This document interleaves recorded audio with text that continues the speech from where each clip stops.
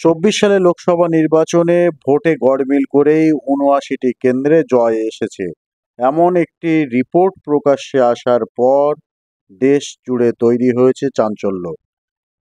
লোকসভা ভোটে দেশের ১৫টি রাজ্যের ৭৯টি কেন্দ্রের ভোটের ফলাফল নিয়ে প্রশ্ন তুলে দিয়েছে স্বেচ্ছাসেবী সংগঠন ভোট ফর ডেমোক্রেসি।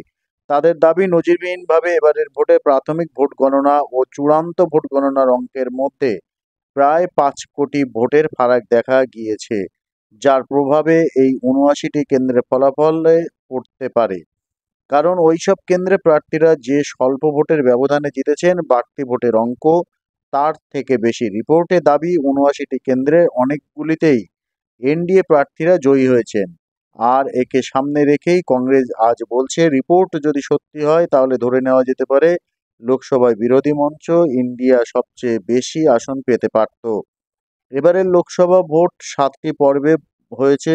গত ভোট পড়ল, সেই পরিসংখ্যান প্রকাশ করতে নির্বাচন কমিশন দেরি করেছে বলেই অভিযোগ আগেই হয়েছিল। সেই প্রেক্ষাপটে এই ধরনের প্রশ্ন সামনে আসায় কংগ্রেস বলছে, রিপোর্টটি যদি কোনো ভুল থেকে থাকে তাহলে নির্বাচন কমিশনের অবস্থান স্পষ্ট করা উচিত। আর রিপোর্ট যদি ঠিক হয়, সেক্ষেত্রে ভারতীয় নির্বাচন ব্যবস্থার মোড় ঘুরিয়ে দেওয়ার মতো ব্যাপার ঘটেছে বলে কংগ্রেস মুখপাত্র পবন খেরা তার এক্স হ্যান্ডেলে দাবি করেছেন। কমিশনের তরফ থেকে এখনো কোনো রিপোর্ট নিয়ে কোনো প্রতিক্রিয়া পাওয়া যায়নি। রিপোর্টে বলা হয়েছে, ভোটের দিনগুলিতে রাত ৮টা নাগাদ ভোটদান সম্পর্কে নির্বাচন কমিশন যে তথ্য হাজির করেছে তার সঙ্গে চূড়ান্ত ভোটদানের পরিসংখ্যানের ফারাক প্রায় ৫ কোটির কাছাকাছি। সংখ্যাটা ৪,৬৫,০০,০০০ থেকে কিছু বেশি। বিরাট সংখ্যার এই বাড়তি ভোট নির্বাচনের নিরপেক্ষতা নিয়ে প্রশ্ন তুলে দিচ্ছে। রিপোর্টে জানানো হয়েছে, আগের নির্বাচনগুলিতে দেখা গিয়েছে ভোটের দিন সন্ধ্যের পর কমিশন যে ভোটদানের শতকরা হিসাব পেশ করত তার প্রায় ১% ভোট বেড়ে যেত চূড়ান্ত ভোটদানের হিসেবে। তবে লোকসভা ভোটে ব্যতিক্রম ঘটেছে। ৭টি পর্বে এই ফারাক ৩.২% থেকে ৬.৩২%।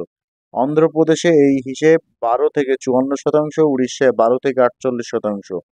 রিপোর্ট বলছে, বাড়তি ভোট নিয়ে নির্বাচন কমিশন কোনো ব্যাখ্যা হাজির করেনি। এরপরেই তাৎপর্যপূর্ণ আরেকটি তথ্য সামনে নিয়ে এসেছে ভোট ফর ডেমোক্রেসির রিপোর্ট। বলা হয়েছে, ১৫টি রাজ্যে ৭৯টি কেন্দ্রে খুব কম ভোটের ব্যবধানে জিতেছেন এনডিএ প্রার্থীরা। দেখা যাচ্ছে, চূড়ান্ত ভোটের পরিসংখ্যানে ভোটদানের যে সংখ্যা বেড়েছে তার থেকে কম ব্যবধানে কেন্দ্রগুলিতে ফলাফল নির্ধারিত হয়েছে।